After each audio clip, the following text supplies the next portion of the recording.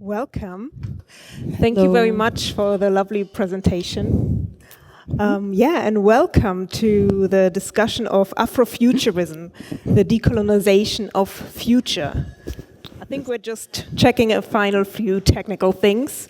I'm going to move forward a little bit because I can't see everyone. That's excellent. I think if I can see everyone, everyone can see me. Brilliant. So today's session is called Reclaiming Space, Afrofuturism, the Decolonization of Future. And what we want to look at is how can Afrofuturism and the ways of thinking that it brings, how can it help us look at future perspectives, at decolonial and intersectional visions, and look at concepts beyond gender, identity, class, origin, and offer up utopias and create a space and claim a space. And I'm really happy today to be in discussion with this, with Astan. We're both people who do a whole variety of things and a variety of perspectives. And of course, always just represent part of perspectives, but are really excited to share some insights today. Afrofuturism. Maybe it's good to start a little bit with the universe that it is. It is in many ways, it is often considered a genre, like a genre of science fiction, but it is a lot more than that. It is a school of thought, it is a view of the world, it is an ideology, it is a philosophy. It involves art, culture, science, visions that are all part of it. And it is a universe of thinking. It has strengths in African American culture, in African culture, and of course also in Black German culture. And it is around music, it makes art, it creates visuals, it creates academic research, academic contexts, and it's all about Black people and Black futures putting themselves into the context of future thinking, of future visions. And this is what we want to talk a little bit more about today, what this means and what the possibilities of this are. And so, Astan, I'd love to ask you as a first question to open the discussion. For you, what are suitable descriptions for Afrofuturism and the concept to grasp it? What does it mean to you personally?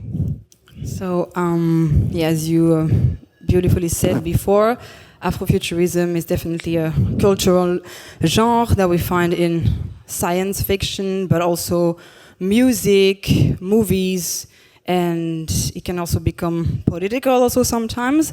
So there's many things, and there's so much thing that some people have been saying that they don't even know what Afrofuturism is at the end of the day, because it can be everything. And it should not only be seen as the only answer to save the continent, but what I would say for me is definitely a guide. Afrofuturism is a guide that defends the ideas of the elevation and empowerment of the Blackness and of the Black people, the Black communities all around the world that are seeking for a better future. Yeah, thank you. That's very well put as well. And it's really a movement of resistance. Exactly. And also what I find is like in the context of white and Western societies, often Afrofuturism is referred to as a genre, like a genre of science fiction, which is actually quite a misrepresentation or quite a limited representation, because it is so much more. It is a school of thinking. It is a movement of liberation. Exactly. And it exists beyond the concept of the white and the Western worlds, because it is not from within that. Exactly. And there would not be Afrofuturism without Pan-Africanism, first of all. I definitely think that Afrofuturism is the latest offsprings of Pan-Africanism. It's another way to defend the same Afrocentric ideas, but maybe in a more aesthetical way or artistic way that have been done before, which is also good because it's a way to gain more and more people to get to that state of conscience. Yeah, absolutely. And one of the things that I often also address in my own work, and that I'd love to hear some input from you from as well, how you address this, is looking at Afrofuturism and this world of possibilities of creating and thinking and imagining perspectives beyond the white Western kind of norms and categories and standards. As a person who's been socialized in those, though, growing up, for me it's always a reminder I have to consciously give myself and a work I have to actively do to be able to move and think beyond them and to be conscious of when I get stuck in them. So how is this something, how do you address that in your own cultural work and artistic work? So it's true that when you grew up in a certain, with a certain mindset and certain people and traditions around you, it's sometimes difficult to find who you are when you do not necessarily look like the predominant people in your society. But that's why I always invite people to get the right knowledge, be curious of your ancestor, because to build a future, you need to know who you are, and to know who you are, you need to know where you're from. Is as basic as that. So even if you live in, let's say, like in a Western society, you can always find people, you can find a community of people that want to think like you, because even sometimes within my family, that look like me, it's sometimes hard for them to understand where my point is. For example, my daughter is 1 year, and I just got her in a kindergarten here, and it's an Afrocentric kita. And I thought that it was really good because, in my opinion, she can get the knowledge I got in my 20s on a super early age. She can be aware of her past, of her history, and this always aimed to a better future. But people in my family, they were like, oh, but are you not afraid that she's not well integrated in the society, because it seems to be too much of like communitarism? And I find it really sad, actually, because it's actually a way to learn about in an Afrofuturistic way or Afrocentric way from an early age on already. And that's also what the Black Panther tried to do. But they were always considered as either terrorists or just really bad and wrong for the society. But the aim and the intention was actually really good. But what I want to say is that if you find yourself in Europe and you're from an Afro descent background, you should look for people that think like you. And that I moved from south of France to Berlin, for example, and here in Berlin, even if the African community is not as big as Paris, I still met a lot of thinker, artist, revolutionary that think the way that I do, and have teach me a lot, actually. And together we learn, we try to educate ourselves the most possible as we can, so then we can meet other people and meet them on their level of understanding, and just share this message that is actually a message of peace and the love of your own do not mean the hate of the others. So yeah, at the end, everyone is also invited to get to know more about each other, even if it's not your culture. This always aim for a better future.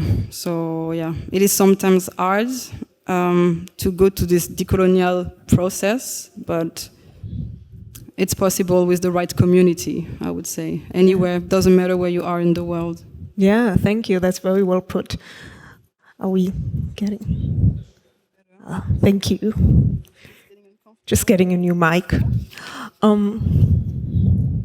Great. Okay. I'll just wait. Brilliant. Thank you so much for that. Yeah, and what you're saying is really important as well in terms of course, there's different areas of Afrofuturism, but it's particularly talking about people creating Afrofuturistic work, Afrofuturistic ways of thinking in Germany is a particular context. because we do face a marginalization here. Even though I don't really like that word, it does describe a reality. And I think it's so important what you're saying in terms of finding these environments where we can find community and where we can realize that the ways of thinking that come naturally to us because we face this marginalization is actually shared. It may not have been shared by those immediately around us, maybe as we were growing up, but it is shared by people who have the same experiences in the world. And that is such an important and empowering momentum. And from that arises so much power and possibility, and also so much creative energy to create these ways of thinking. And because for me, it was a very important thing in terms of looking at how does this society work and influence me, to even understand that the world, the society is not set as a rule the way it was introduced to me. This is the option that was introduced to me. These were the standards, these were the norms, these were the categories that this particular society had set and agreed upon, but they are not a natural given fact. And to understand that was really important to be able to then move beyond that. And to then look at the other possibilities of the universe and also the other ways of thinking that exist in other cultural backgrounds that could exist, that could be imagined, that did exist, and that could come back. So for me, that was a really important discovery and a really important also research into digging and to figuring out what we actually have and what we're actually dealing with. Yeah, and I also think this is one of the important connections between Afrofuturism. Like you say, it's also founded in Pan-Africanism, or it's grounded in Pan-Africanism. So it comes from an ancestry. It thinks about future, but it comes from ancestry, and it comes from possibilities of schools of thoughts that might not be the dominant ones in the worlds that we grew up in, if we grew up in Europe, for instance. But there's so much possibility for that to develop and to come back, or it's always existed in some parts of the world as well. Yeah, and it made me think of one of the members of the hip-hop band Shabazz Palaces said. He said that to him, Afrofuturism is remembering the future. Because if we get out of the Western state of mind regarding time, they would say that past, present, and future are happening simultaneously. And a lot of people, I'll say, following the Afrofuturistic state of mind also believe that way, not of them. So that's why when you say it's remembering the future, it makes so much sense because everything already happened. And when you look at so many ancient African cultures, even a super simple fact, the way some tribes, even nowadays, dress, they have a super futuristic look.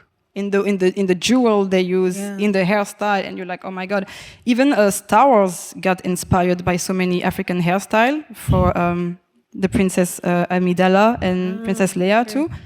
But they didn't get only inspired from Africa, but also from other ancestral ethnic groups in the world. But it's just to say that they have a super futuristic look, and also I think our ancestor, the approach they had with nature was way more sacred than the one we have, because nowadays we are using a lot of technology, which is good, but the more technology we use and the less connected with the nature we are. And that's why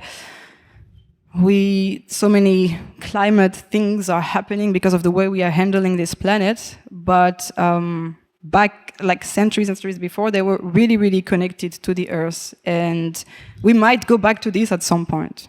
We might go back to the ancestral way to save our planet. So yeah, it's definitely a circle. Yeah. And talking about that, it's also like Afrofuturism also has this very strong element of Black people inscribing themselves into the future.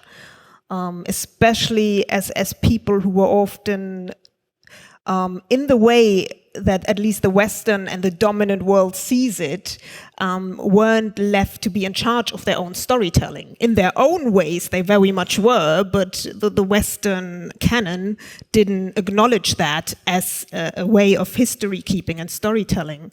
So what's the importance and the possibilities of that, of inscribing ourselves into the future? So it's really important that we are able to write our own history, because many times history has been written by, I want to say, either the winner of a war or the conqueror or whatever. And the importance, so it's first of all, and that's what Afrofuturism brings actually, because it makes you realize that there's so much that we need to learn and that school purposely didn't teach us. So there's so much we need to dig in our past to understand who we are as African. And also the fact that I guess in the 60s in America, where in end of 50s, 60s, where all this fantasy around the future started, Black people were not represented at all. And after being enslaved, segregated, had to fight for the wars. I guess at some point you can just not take it anymore, you know? So let's now start to represent ourselves in our vision. And also if we take the jazz musician Sun Ra, who I don't know if he considered himself as Afrofuturistic, but nowadays people exactly tell him, oh, he is one of the pioneers. But he was definitely acting in an Afrofuturistic way because he was definitely inspired by Pan-African ideas. For example, he was very inspired by Cheikh Anta Diop, who was like the Senegalese historian, and that proved that the first the first Egyptian pharaoh were black. But yeah, Sun Ra at his time had no more hope for black people in America. It was a land where black people had no future. And he made this movie called Space is the Place, where when he comes from space, and he goes to see in a youth center, go to see some young African American, and he tells them, you do not exist. You don't exist in the society. And what he meant by that is that his life was nothing. So the only way out that we have is to go to space. And yeah, of course it was a very political message, but in many ways Afrofuturistic started to write their own history in a science fiction way, because it's nice also to feel represented. And I guess the movie Black Panther, that's also why the movie Black Panther was so successful, even if it's been also criticized a lot. It's because it feels good for a young child to finally see a superhero that looks like him. And that's why representation is really important. It's important because we need to be proud of who we are. We need to understand our greatness. To develop our communities is just a basic fact, you know? Yeah. So for self-love, self-consideration, and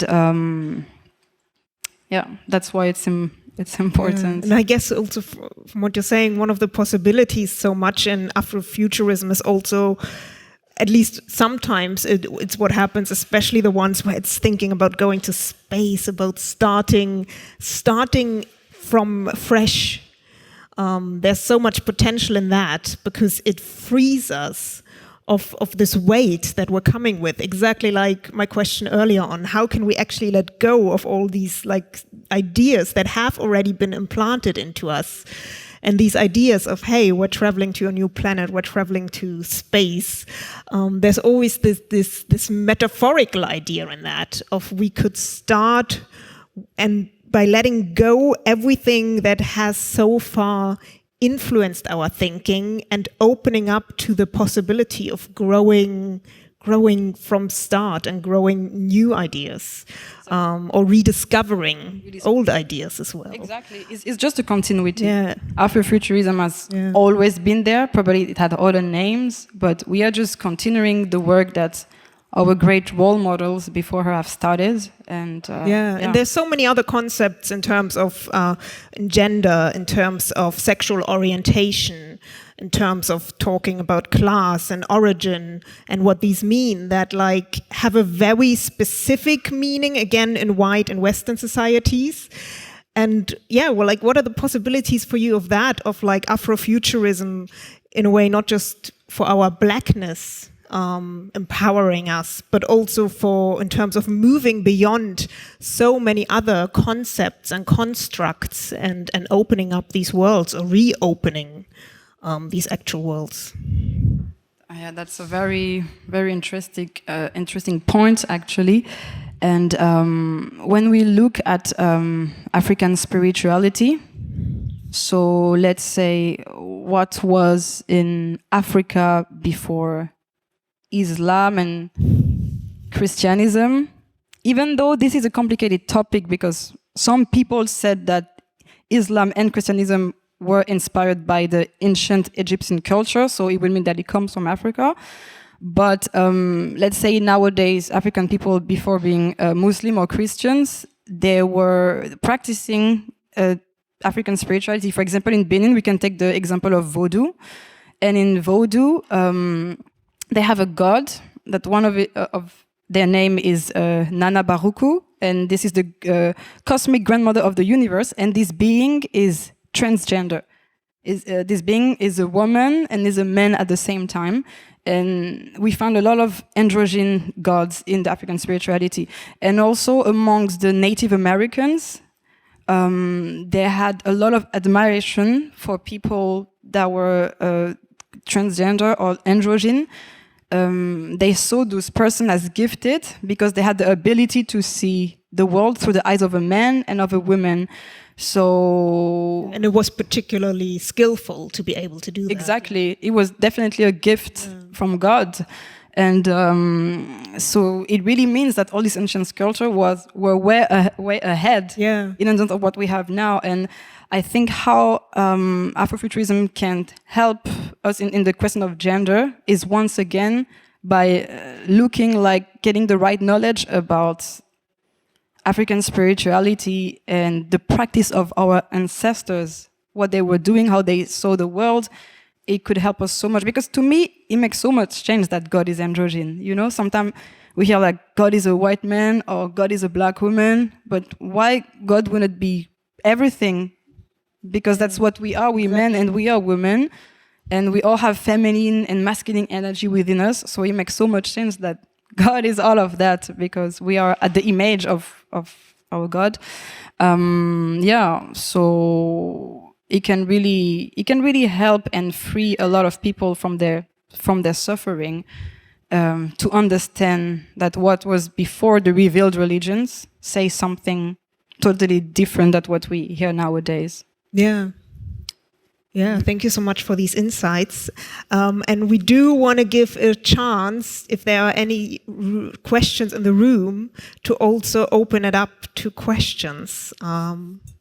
Even though I would have questions left, but there is a microphone, so raise your hand if you would like. Thank you for your insights. It was very interesting to listen to it. Thank you. I have a question. I mean, the white gaze is still there. How do you deal with it as Afrofuturists? I mainly ignore it, and I don't work for the white gaze. This is definitely, though, something that I encounter in cultural work, where people are like, "Ooh, but it will be seen like this. Ooh, but we have to adapt to this and that," and they try to predict the audiences. But for me, I basically try as much as possible to live the reality that I want to be there, and I just already live it. And I just already assume that world. And if then it needs moments of explanation, of misunderstandings that we have to clarify, then this is what we have to go through. But I already assume no white gaze. I ignore its existence. I know it's there, but like in my creation, I ignore its existence, and I don't work for it as my target, like I work for my community. Yeah. Definitely, yeah. I think the same as what you said, and I definitely also work for my community, but at the end of the day, I always preach, especially coming from a mixed race heritage. My dad is white and my mom is black, and I feel as black as white.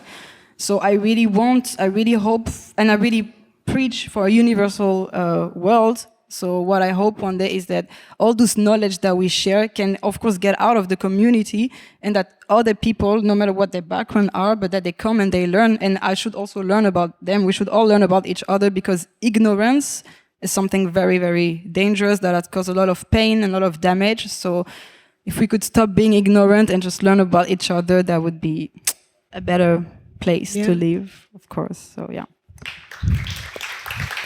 Yeah.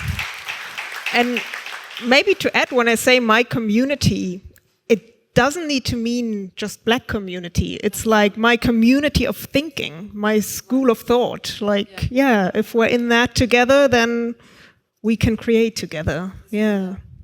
It's important to say. Yeah. Yeah. Thank you for the question, though. Any other questions in the room before we wrap it up? There's someone there. Thank you for bringing over the mic. Thank you so much. I was just going to ask, could you elaborate on you said that in the introduction, Afrofuturism as an act of resistance. Could you maybe elaborate on I have my ideas and I place it somewhere, but I would love to hear how you place that. Thank you. Yeah, do you want to? I can start. Yeah, I think Afrofuturism as an act of resistance. I think whenever, as a black person in this world, when you stand up and you speak freely of your perspective and of your visions and of your power and possibility, already it's an act of resistance in a way. It's like exist, resist. So there is definitely that element. But then particularly in Afrofuturism, it's this taking on the narrative into our own hands and saying, we are telling the future. We are writing the future, and we are writing ourselves into the future. In a world where like our history and the telling of our history has been really manipulated. And really also like just neglected in not necessarily in its origin, but like in the dominant culture, the way it tells history.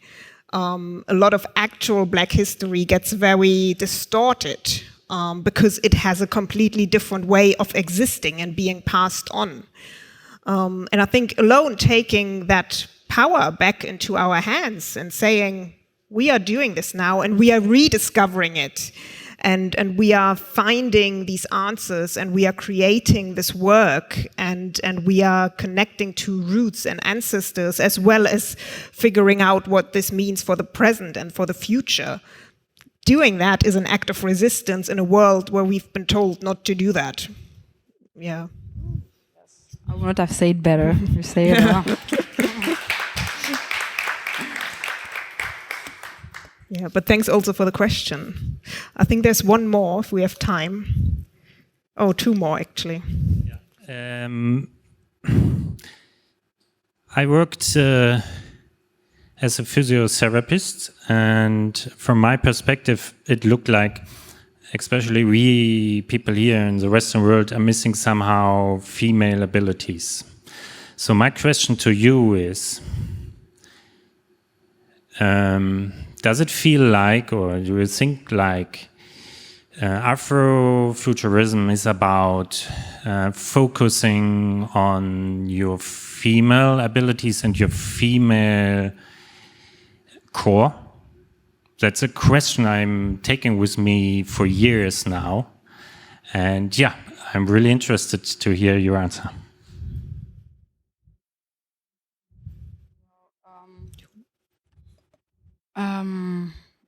to me, it's definitely part of it, but I would not say that it's only about that. It's definitely about each individual's, men, women, or whatever gender you have or choose to have. And no matter your age or position, but we all aim for an equal future. And I think this question, at the end, it's very personal. It really depends on the person. But the visions of an Afrofuturistic visions definitely represent a future of peace and self-love. So I would say that no matter vision you have of a better future for yourself, it's definitely there. But I'm not sure if I answer the question right. Yeah, and maybe to add, for me, what came to mind is like this idea of binary female and male. It does not exist in Afrofuturism. So in a way, yes, femaleness is more available to everyone because it's not split into this binary. So yeah, I guess there's this element of that, of just letting go of this need to be one or the other. Yeah. Yeah, and there's one more question, I think, if we have time. Last one. Thank you very much. One question, do you have any ideas what kind of rules or setting or this other process of co-creation or creating together will look like in that future? Well, it's already happening. A lot of creation of Afrofuturistic work is already happening. And I think the point is there's not this one way, but there's lots of different ways that kind of get created with the people who are there. And everyone, in a way, being allowed to bring to the table, okay, this is what my context is, this is what my context is, this is what my context is. Let's see where we have a shared context. Let's see where we don't. Let's see what else we're missing and what we could still discover. So I think maybe it is this attitude of coming without assuming that everybody else comes from the same knowledge background, that everyone else has the same societal context. Maybe it's that. It's like to stop assuming, to stop adding your own prescriptions and your own attitudes onto people, but to rather strip it all back and just meet and then see what can arise from that. Can I precise the question? Yeah. But if you would frame this in kind of rules that could facilitate this, maybe to be more precise in that. Which context, though? It's like to create art, to create academic things. For overall society. Any ideas? Well, I think that is for overall society, though, to stop assuming, not to look at someone and have an attitude, oh, I know where you're from, I know what gender you are, I know, and I'm gonna project my own ideas onto you. You know, not to come with that attitude, but to come with a mind of like meeting and actually being open to the context and to the knowledge backgrounds that everybody brings. And to assume the position that what you bring is not an objective reality. I think that is important for overall society because some of us have grown up with that. From very young, we were aware of that.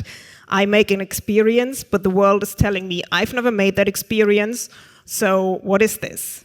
But for everyone to be aware of that we all make these experiences and experiences this knowledge in the world differently, that's very important. And that is like, yeah, that would be for society overall.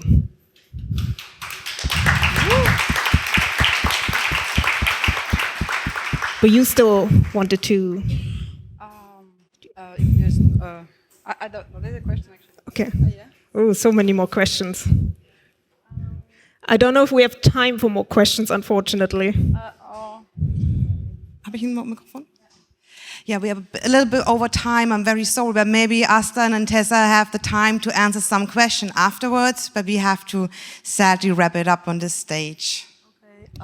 I just want to add something super quick. Of course, you certainly can. We just have hanged some clothes a little bit before the entrance. I don't know if you saw it, but it's an Afrofuturistic brand called Casapio that is made basically, the design is made from collages. And the artistic director of it is Exose Casapio, and he's about to do a performance outside, by the way. But I invite you to have a look at the clothes. And thank you very much. Yeah, thank you.